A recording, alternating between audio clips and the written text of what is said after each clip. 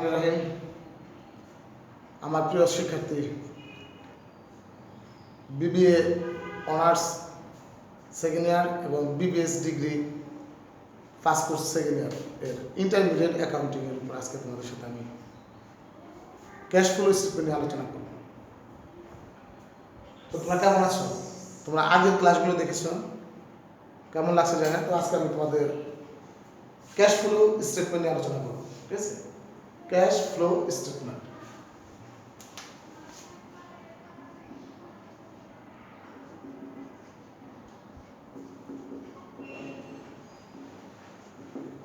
Cash flow statement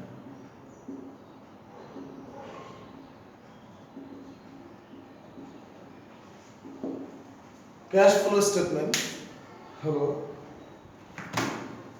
নগদ প্রবাহ বিবরণী, অর্থাৎ নগদের নগদ অর্থের ক্যাশের আগমন এবং নির্গমন নিয়ে যে বিবরণী প্রস্তুত করা হয় তাকে নগদ প্রবাহ বিবরণী বলে। তাহলে আমরা ক্যাশ ফ্লো স্টেটমেন্ট কি জানলাম? নগদের আগমন ও নির্গমন নিয়ে যে বিবরণী প্রস্তুত করা হয় তাকে আমরা নগদ প্রবাহ বিবরণী বলি। এই বিবরণী প্রস্তুত এটা করতে হবে আইএস এর 7 মান অনুযায়ী। আইএস 7 মান অনুযায়ী তো মনে রাখতে হবে ইন্টারন্যাশনাল অ্যাকাউন্টিং স্ট্যান্ডার্ড এর 7 মান অনুযায়ী নগদ প্রবাহ বিবরণী তৈরি করতে হবে। এটা অনুযায়ী নগদ প্রবাহ বিবরণী তোমার দুটি পদ্ধতি, একটা ডাইরেক্ট, একটা হচ্ছে ইনডাইরেক্ট। একটা ডাইরেক্ট মেথড, একটা ইনডাইরেক্ট মেথড। ডাইরেক্ট মেথড হচ্ছে প্রত্যক্ষ পদ্ধতি, ইনডাইরেক্ট মেথড হচ্ছে পরোক্ষ পদ্ধতি।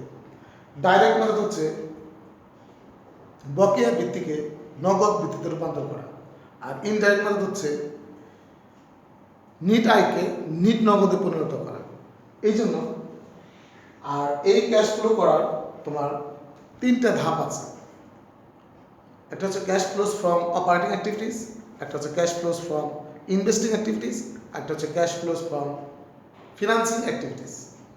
আমাদের এই 3টে স্টেপের মাধ্যমে এই অঙ্কটা শেষ করতে হবে। এই 3টে স্টেপের মধ্যে কি যায়? Cash flows from operating activities, এটা তোমার ডাইরেক্ট মেথড আছে, ইনডাইরেক্ট মেথড আছে। তো আমরা ইনডাইরেক্ট মেথড আজকে আলোচনা করবো, ডাইরেক্ট মেথড করবো না, ওটা পরবর্তী ক্লাসে পাবো। এখন ইনডাইরেক্ট মেথডে যখন আমরা নিট ক্যাশ বের করব তখন আমরা এখানে 4টা জিনিস লক্ষ্য রাখবো: চলতি সম্পদের হ্রাস বৃদ্ধি, চলতি দায় হ্রাস বৃদ্ধি, অবচয় অবলোপন এবং স্থায়ী সম্পত্তি বিক্রয়জনিত লাভ ক্ষতি। এই কয়টা 4 ধরনের আইটেম যাবে। এই 4 ধরনের আইটেম নিট ইনকামের সাথে সমন্বয় করতে হবে। আর ইনভেস্টিং হলো সকল স্থায়ী সম্পদ ক্রয় বিক্রয় এবং বিনিয়োগ ক্রয় বিক্রয়। স্থায়ী সম্পদ বিনিয়োগ, দীর্ঘমেয়াদী বিনিয়োগ, লং টার্ম ইনভেস্টমেন্ট ক্রয় করলে এবং বিক্রয় করলে ওইটা ইনভেস্টিংয়ে যাবে। আরেকটা হচ্ছে তোমার ফিনান্সিং অ্যাক্টিভিটিস, অর্থাৎ যেখানে তোমার কমন স্টক, ডিভিডেন্ড এবং বন্ডস পেবল, সেটা বন্ডস পেবল হতে পারে, বন্ডস ইস্যু হতে পারে, বন্ডস নিয়ে এই 3টা বিষয় নিয়ে আমাদের আলোচনা হবে। তাহলে আমরা এখন শুরু করে একটা অঙ্কে চলে যাই। বিবিএ অনার্স 2013 সালের কোশ্চেন নিয়ে আজকে আলোচনা করবো, যেটা তোমাদের পরীক্ষায় বারবার আসছে। ঠিক আছে, আমরা অঙ্কটা চলে যাই।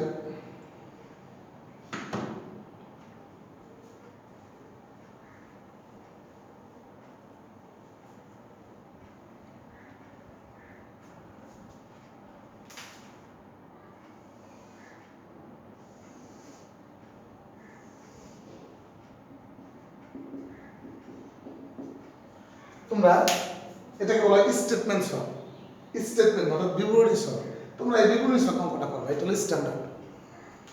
এখানে লিখতে হবে ক্যাশ ফ্লোস স্টেটমেন্ট।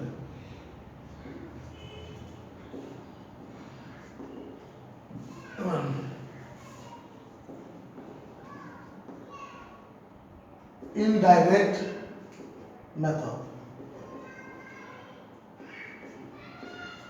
আর উপরে কি? Company, Bipasha company. তাহলে আমাদের কোম্পানির নাম কি? Bipasha company. Cash flow statement, indirect method.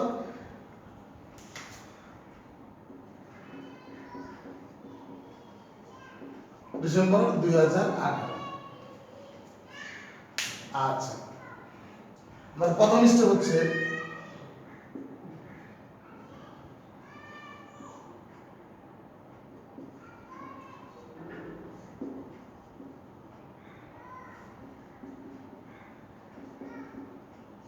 Operating activities, আমরা সংক্ষেপে লিখলাম cash flows from operating activities. এখানে আমরা শুরু করবো নেট ইনকাম দ্বারা।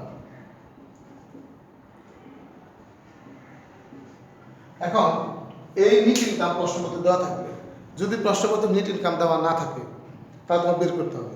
এখন এই অঙ্কে তোমার নেট ইনকাম দেওয়া আছে, দেখি কি বলছে আমরা প্রশ্নে।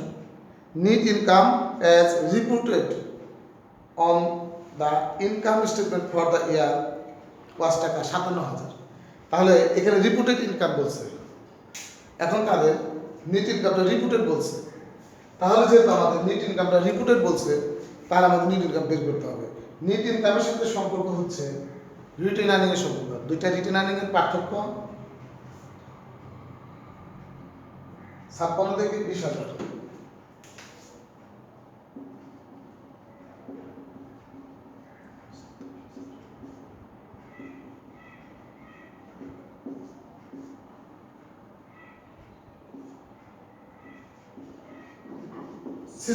টাকা। আমি আবার বলতেছি, নেট ইনকাম দেওয়া না থাকলে তুমি এভাবে বের করতে পারো না, নোট করতে হবে। এভাবে বের করা হচ্ছে এন্ডিং রিটেন আর্নিং এর সাথে বিগিনিং রিটেন আর্নিং পার্থক্য করে এটার সাথে ডিভিডেন্ড যেটা লভ্যাংশ দিয়ে দিচ্ছে শেয়ার হোল্ডারদের, এটা যোগ করলে তোমার কি বেড়ে যাবে?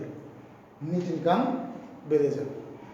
এই নেট ইনকাম কেন বের করতে হলো? প্রশ্নপত্রে যে দেওয়া ছিল, কারণ প্রশ্নপত্রে যে নেট ইনকাম দেওয়া আছে এটা রিপোর্টেড বলছে, মানে আর্থিক বিবরণীর প্রতিবেদনে। এই জন্য আমরা রিপোর্টেড বললে আমরা নতুন করে নেট ইনকাম বের করে নেব। এখন এটার সাথে আমরা করবো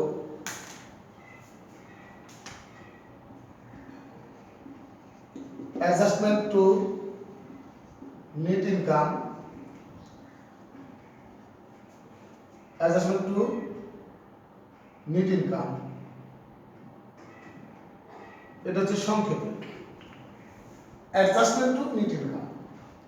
তুমি যদি এটা বড় করে লেখো তাহলে লিখতে হবে adjustment to reconcile net income to net cash provided by operating activities।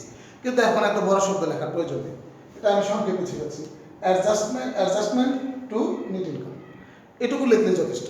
কি কারণে তুমি কষ্ট করে এত বড় করে লিখবা adjustment to net income, adjustment to reconcile net income to net cash provided by operating activities, এত বড় শব্দ লেখার কোনো প্রয়োজন নেই, এই সংক্ষিপ্ত লিখলে হয়ে যাবে। তাহলে এখন এখানে কি যাবে?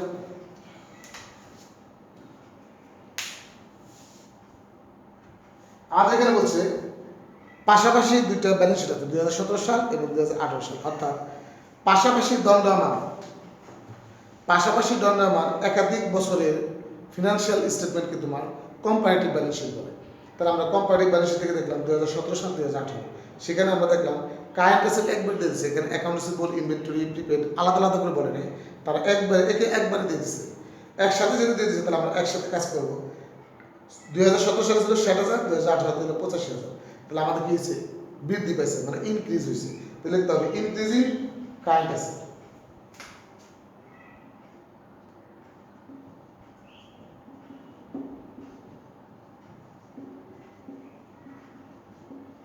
আচ্ছা 2025,000। এখন এখানে একটা জিনিস খুব খেয়াল করতে হবে, আমরা কার সাথে সমন্বয় করতেছি? নেট ইনকামের সাথে। নেট ইনকাম হচ্ছে ক্রেডিট ব্যালেন্স আর কারেন্ট অ্যাসেট হচ্ছে কি ডেবিট ব্যালেন্স। তাহলে দুটার সাথে কিন্তু এটা হলো ক্রেডিট ব্যালেন্স, এটা ডেবিট ব্যালেন্স, তাহলে এখানে ইনক্রিজ হচ্ছে, তাহলে এটা বিপরীত কাজ করতে হবে, তো এটা মাইনাস হবে। এটা আমরা কিভাবে পেলাম? 18 সাল থেকে 17 সাল বিয়োগ করে, অর্থাৎ 85 থেকে 85,000 থেকে 60,000 বিয়োগ করে। তারপর আমাদের আছে, তারপরে দেখো কারেন্ট লাইবিলিটিস একটা আইটেম দিয়েছে। কারেন্ট লাইবিলিটিস এখানে আছে 2017 সালে 22,000, 2018 সালে 40,000, তাহলে কত টাকা ইনক্রিজ হয়েছে? 18,000 টাকা। তাহলে আমরা এটা দেখব ইনক্রিজ ইন কারেন্ট লাইবিলিটি কত টাকা? 18,000 টাকা। এখন এখানে একটা জিনিস লক্ষ্য করো, এটা হচ্ছে নেট ইনকাম, এটা ক্রেডিট ব্যালেন্স, এটা হচ্ছে কারেন্ট লাইবিলিটি, এটাও কিন্তু ক্রেডিট ব্যালেন্স। যেহেতু এই দুইটা একই জাতীয় সমজাতীয় হয়ে গেছে, তাহলে এটা ইনক্রিজ হয়েছে, এটা ইনক্রিজ হবে, এটা বিপরীত কাজ হবে না। তাহলে আমাদের চলতি সম্পদ গেল, চলতি দায় গেল। এখন দেখো অঙ্কের মধ্যে ডিপ্রিসিয়েশন বের করে দেওয়া আছে কিনা। যদি ডিপ্রিসিয়েশন বের করে দেওয়া না থাকে তাহলে তোমার নতুন করে ডিপ্রিসিয়েশন কি করতে হবে? বের করতে হবে অ্যাকুমুলেটেড ডিপ্রিসিয়েশন থেকে। এন্ডিং অ্যাকুমুলেটেড ডিপ্রিসিয়েশন আছে 20,000 আর বিগিনিং অ্যাকুমুলেটেড ডিপ্রিসিয়েশন আছে 40,000, 40,000। এই দুটোর পার্থক্যের সাথে যে সম্পত্তিটা তুমি বিক্রি করবা মানে সোল্ড করবা ওইটার ওই সম্পত্তির ডিপ্রিসিয়েশনটা অ্যাকুমুলেটেড ডিপ্রিসিয়েশনটা তুমি যোগ করলে তোমার কারেন্ট ইয়ারের ডিপ্রিসিয়েশন পেয়ে যাবে। দেখো আমি কীভাবে করি।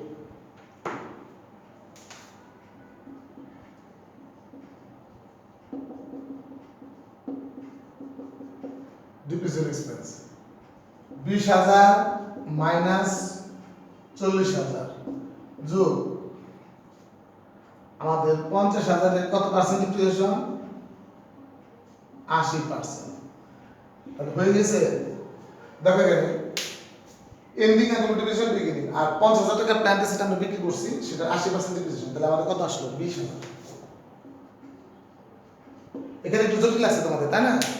আমাদের যে ক্রয়কৃত পুরনো প্ল্যান্ট অ্যাসেট ছিল ওই প্ল্যান্ট অ্যাসেট 50,000 টাকা 80% বিক্রি করছি আমরা, এটা কস্ট প্রাইস ছিল, তার 80% আমাদের ডিপ্রিসিয়েটেড।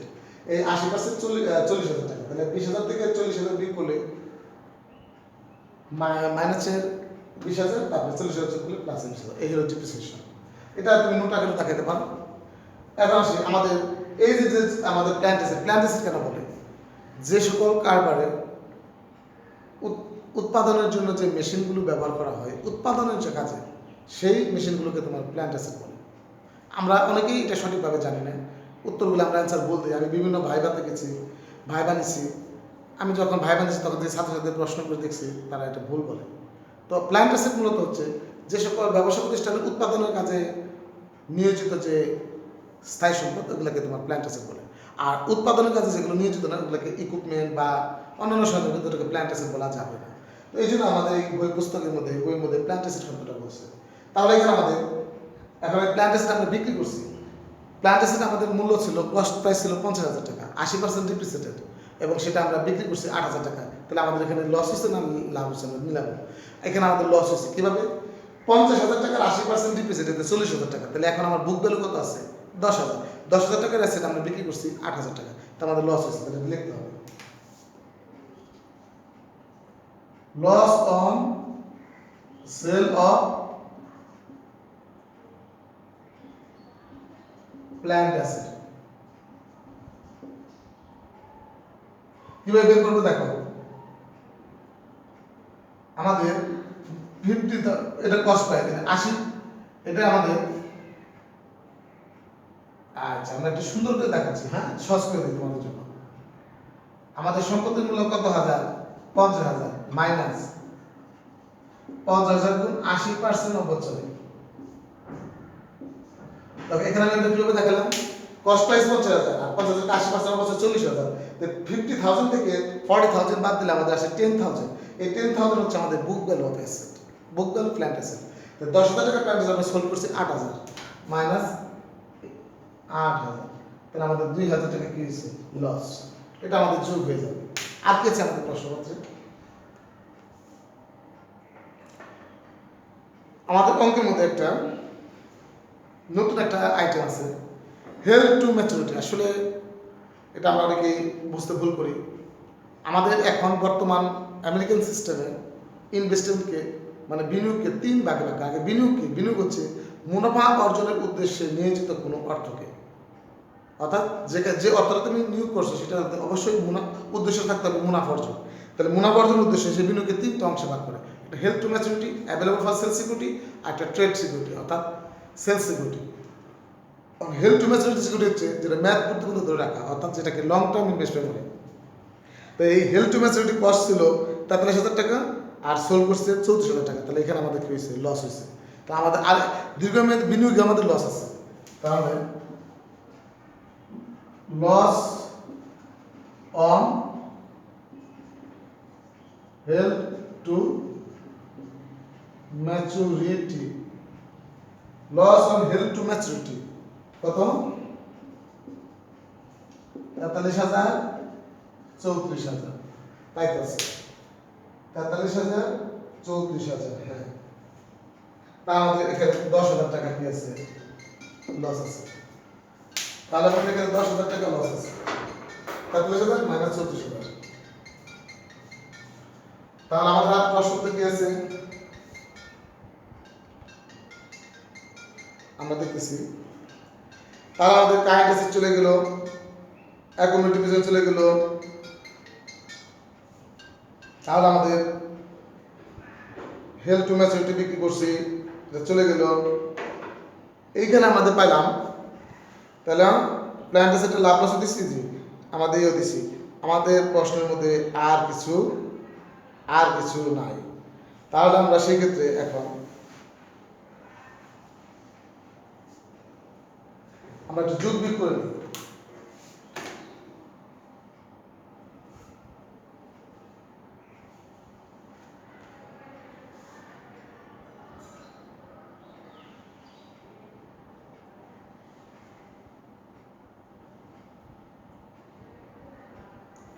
চৌত্রিশ হাজার, 43 থেকে 34,000, এখানে আমাদের একটু মিস্টেক হয়েছে। 43,000 থেকে 34,000, 9,000 হবে, সরি তোমরা এখানে আমি 10,000 লিখে দিচ্ছি, 9,000 টাকা। ইয়েস, এই যে আমাদের এখানে লস হচ্ছে 9,000 টাকা। ওকে, তাহলে আমরা এখন যোগ করি। 18,000 মাইনাস 25,000 যোগ 20,000 যোগ 2,000 যোগ 9,000, 24,000, 24,000 যোগ করলে কত আসলো? 70,000। এটা আমাদের প্লাসে আসছে না? তাহলে আমাদের net cash provided by operating activities, আমরা সংক্ষেপে লিখলাম net cash provided by operating activities, আমাদের 70,000। একটা পার্ট শেষ, এই পার্টটি আমাদের সবচেয়ে কঠিন। এখন আমরা যাব দ্বিতীয় পার্টে। আমরা এখন দ্বিতীয় পার্টটা করব।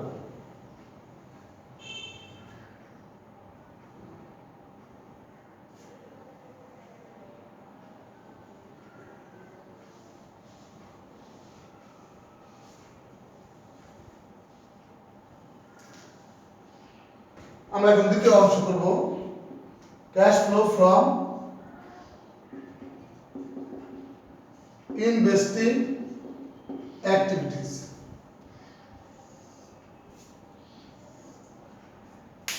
ইনভেস্টিং, এখন এখানে ইনভেস্টিংয়ে শুরু যাবে দীর্ঘমেয়াদী বিনিয়োগ, ক্রয় আর বিক্রয়, স্থায়ী সম্পদ ক্রয় বিক্রয়। তাহলে এখানে আমরা দেখি, প্রথম আমরা sale of long term investment, কতটা সেল করছি আমরা? লং টার্ম ইনভেস্টমেন্ট সেল করছি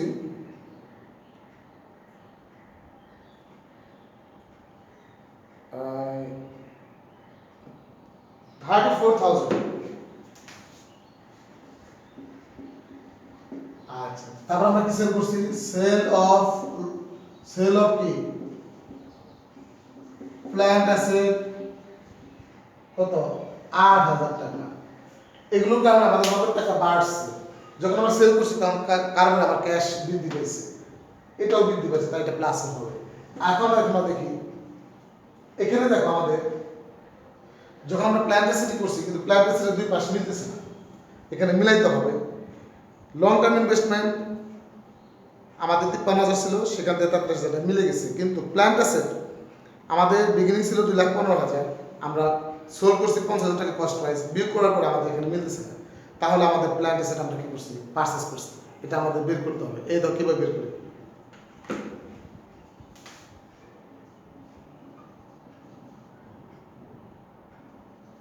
পারচেজ অফ প্ল্যান্ট অ্যাসেট আমাদের বিগিনিং ছিল 2,15,000, এন্ডিং ছিল 3,35,000 মাইনাস 2,15,000। এন্ডিং প্ল্যান্ট অ্যাসেট ছিল 3,35,000 এবং বিগিনিং ছিল 2,15,000। এখন আমরা যে বিক্রি করছি কয় মূল্য ছিল? 50,000। তাহলে আমাদের কত আসলো?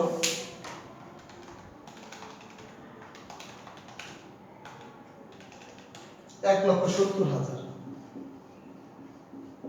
ক্রয় করছি, টাকা কমছে। তাহলে আমাদের এখানে কত আসলো? এখন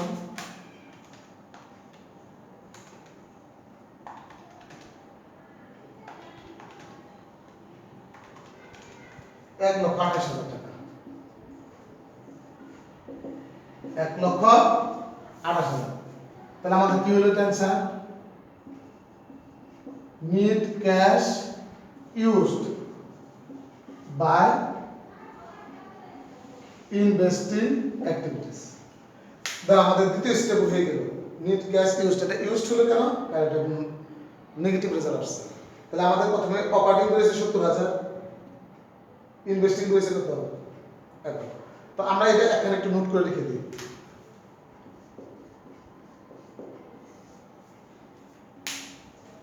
আমরা পরের অংশটা করব।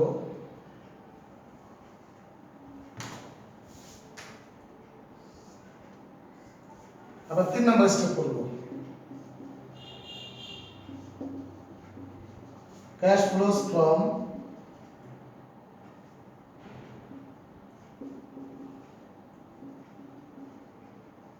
financing activities.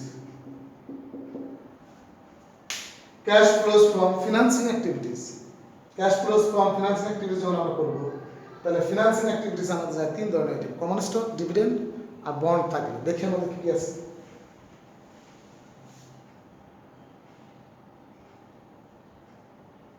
এখানে বলছে ডিভিডেন্ড 10,000 টাকা,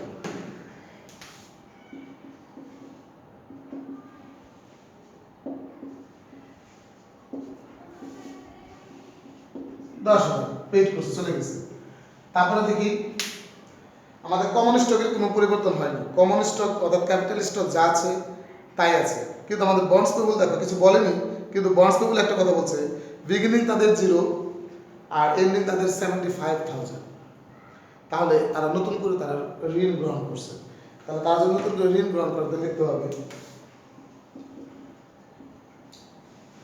ইস্যু অফ বন্ড পেবল 75,000, এটা নগদ টাকা বাড়ছে। আর এখানে কত আসলো? 65,000। এটার নাম net cash provided by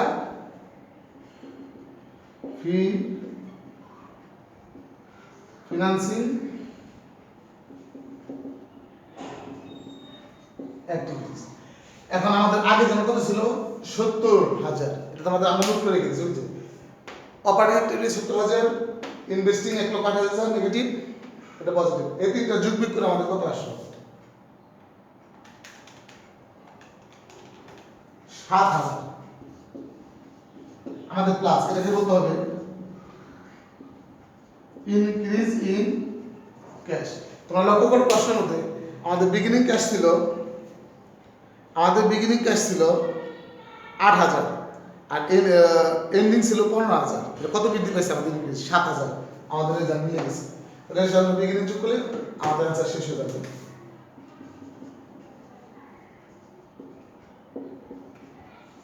beginning cash, তাহলে আমাদের কত আসলো? 15,000। এর নাম কি? Ending cash balance. আমাদের অঙ্ক এখানে শেষ হয়ে গেল। তাহলে আমরা বুঝতে পারলাম এই অঙ্কটার মধ্যে 3টা ধাপে করতে হবে। এই 3টা অ্যান্সার আলাদা আলাদা পরীক্ষা আসবে, আর যখন বড় অঙ্কটা আসবে তখন এরকম আসবে। তো মূল অ্যান্সারটা আমার এখানে। তো আমাদের এখানে হয়ে গেছে। তবে এখানে একটা জিনিস রাখতে হবে, ক্যাশ ফ্লো আইটেমে এক ধরনের আইটেম জানা, সেটা নন ক্যাশ আইটেম। নন ক্যাশ আইটেম বলতে যেটা কনভার্ট হবে বা একটার সাথে বিনিময় হবে, এক্সচেঞ্জ হবে, ওই আইটেমগুলো আমাদের যাবে না, ওগুলো ফোর করে দেখিয়ে দিতে হবে। তো আমার প্রিয় শিক্ষার্থী ছাত্রছাত্রীরা, তো তোমাদের যদি কোনো প্রবলেম থাকে তাহলে তোমরা কমেন্ট বক্সে অবশ্যই জানাবা, না আমাকে সরাসরি কল করবা। তো পরবর্তী ক্লাসে আমি অবশ্যই দেবো। তো আজকে তোমাদের ক্লাসে ছিল বিবিএ অনার্স এবং BBS degree pass course accounting এর ইন্টারমিডিয়েট অ্যাকাউন্টিং এর ক্যাশ ফ্লো স্টেটমেন্ট অধ্যায়ের ক্লাসটা ছিল। তোমরা ক্যাশ ফ্লো স্টেটমেন্টের সম্পর্কে পড়ে নেবে। ঠিক আছে, খোদা হাফেজ, আল্লাহ ভরসা, ভালো থেকো। তুমি যাও না।